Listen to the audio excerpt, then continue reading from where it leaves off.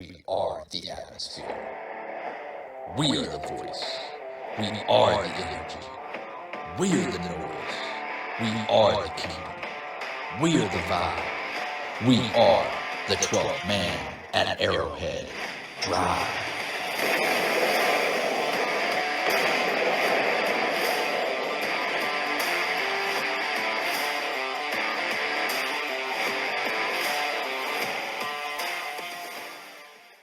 What's going on, everybody? Welcome to the 12th Man at Arrowhead Drive. I am your host, Kevin Britton, bringing you all your Chiefs content every Sunday and every Wednesday right here on Stadium Drive Sports.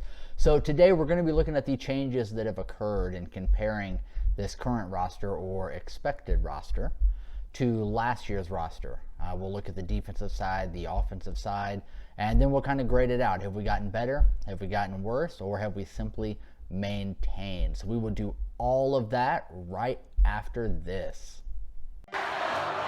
Welcome, Royals Empire. You now have an informative, interactive show made right here in Kansas City and made just for the Royals fans.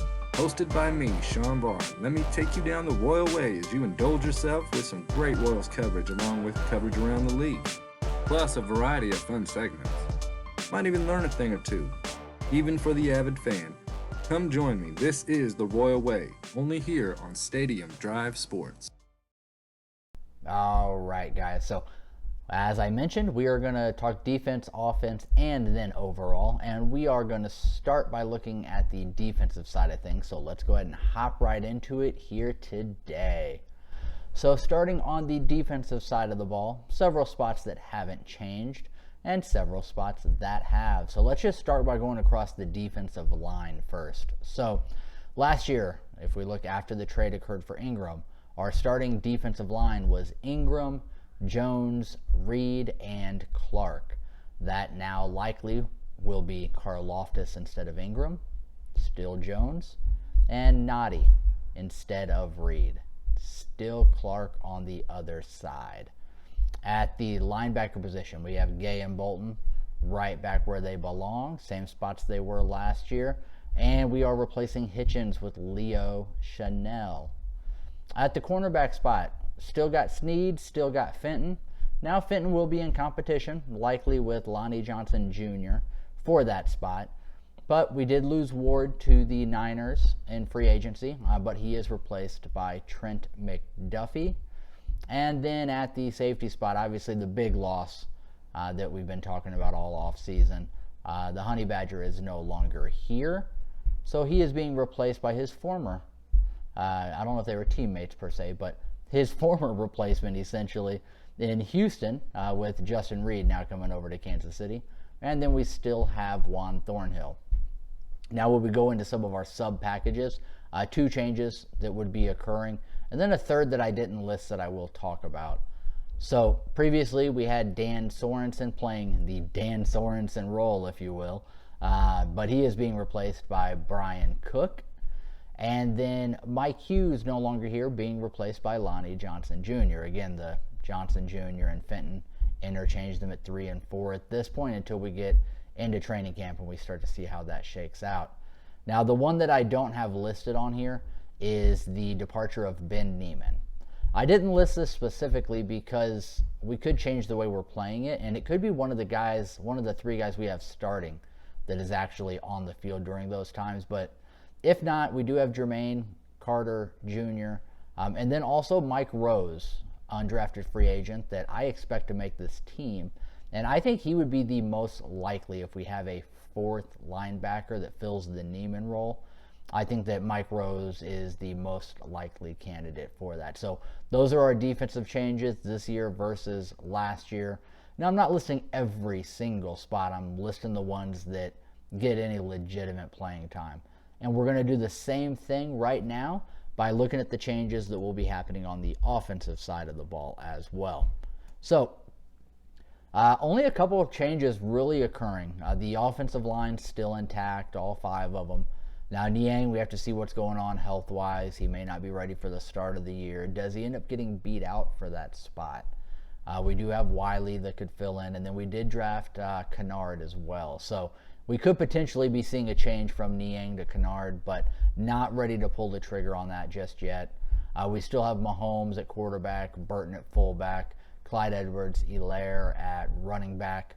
Still got Kelsey at tight end, Hardman at one of our top 3 receiver spots.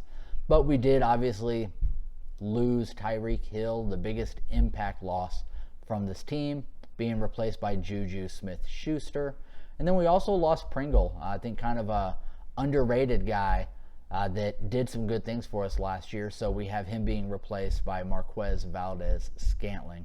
And then when we do run some other formations or some other guys in the depth that do get legitimate playing time still. Last year we had Demarcus Robinson. He's gone. He is now in Vegas, but we replace him with Sky Moore. And then we previously had Darrell Williams at backup running back, who, legitimate snaps for you if you're a backup running back on this team. So he is being replaced by Ronald Jones Jr. So those are our offensive changes that have happened. And again, there's some jockeying to do for position and some of the depth. So we will see how that continues to play out. So let's take a look, guys, and I want your feedback here. Let's talk about, did we get better, did we get worse, or did we just maintain at each set position? So let's look at the changes. Start defensive side of the ball. So we lost Reed. That is, his replacement was his backup last year in Noddy. I have that as a maintain.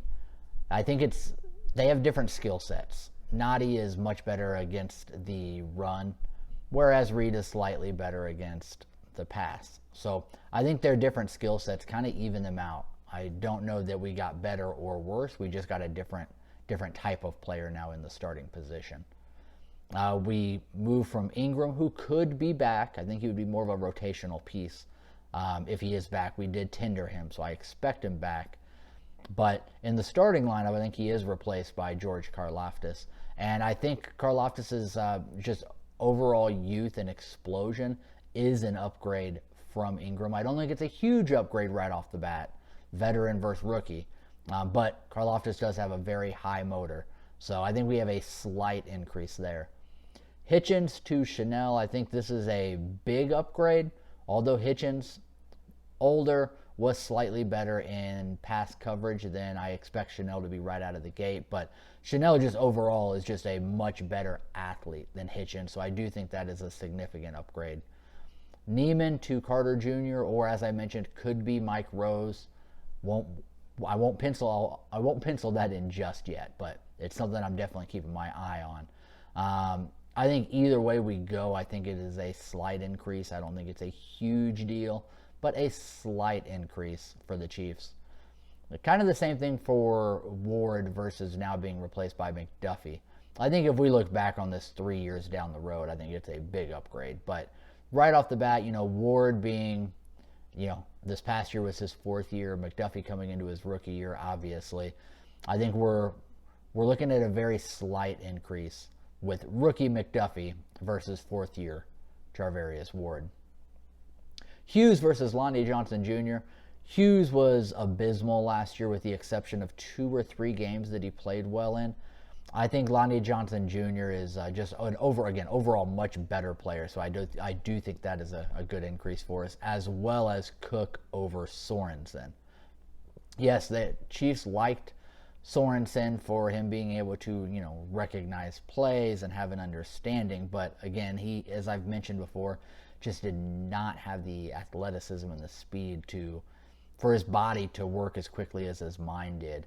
Whereas Cook recognizes things quickly, but he can also react on those things with the athleticism that he has. So I think that is a very good increase. And then Matthew versus Reed. This is a decrease. I think Matthew slightly better than Reed, mostly that leadership aspect. But I think this is another, if we look into the future, I think a year from now, I think Matthew's starting a decline.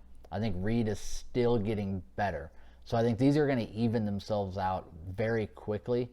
Maybe, second half of the year or that last quarter of the year coming into the playoff push. I think we might see, Reed elevating his game to be more on par with where Matthew is. As Reed goes up, Matthew comes down. I think they're going to kind of even themselves out, if that makes sense. On the offensive side, there is no replacing Tyreek Hill. Tyreek Hill was kind of the first of his kind, if you will. So you just can't replace that. So it is a downgrade going to Juju, although Juju is a very good player, a very good fit for this team. You just can't put him on the same level as Tyreek Hill. No knock to Juju on that, I promise. Pringle to MVS. I think this is kind of a wash as we see how MVS truly fits in, the bigger deep threat. Again, different styles on how those two guys have typically been utilized, but I don't feel way better having MVS.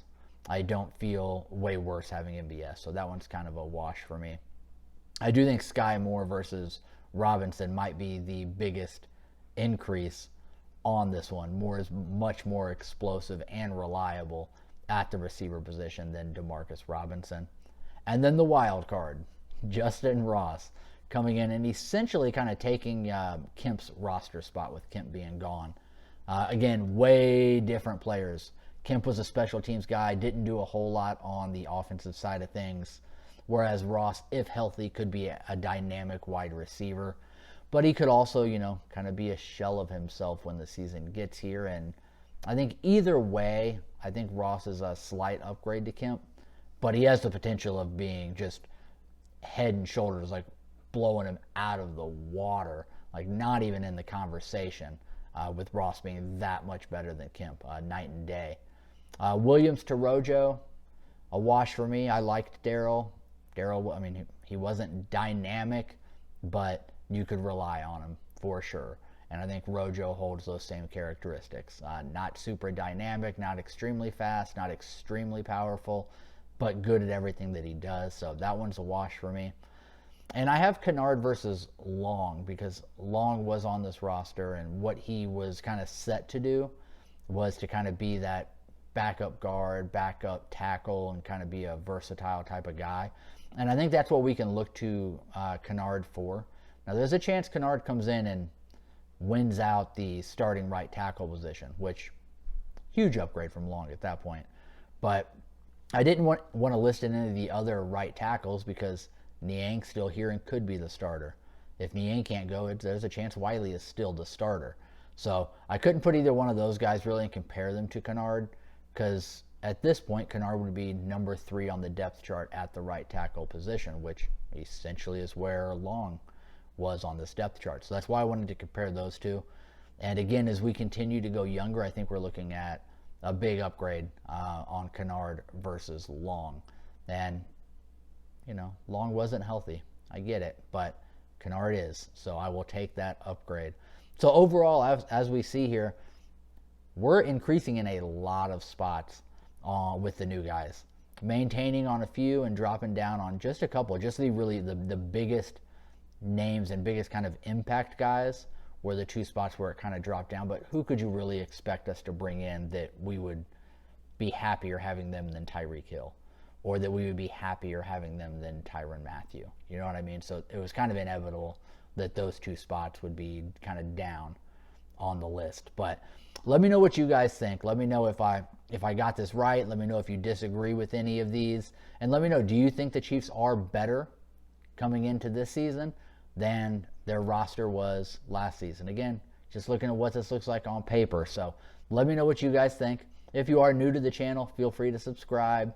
Allows us to get out to more Chiefs fans, and we can continue to grow the 12th Man fam. And as I say, if you like the content, like the video. We'd appreciate it very much, and it lets us know that you guys appreciate and you do enjoy what we're doing here at Stadium Drive Sports. But I appreciate you guys tuning in. Till next time.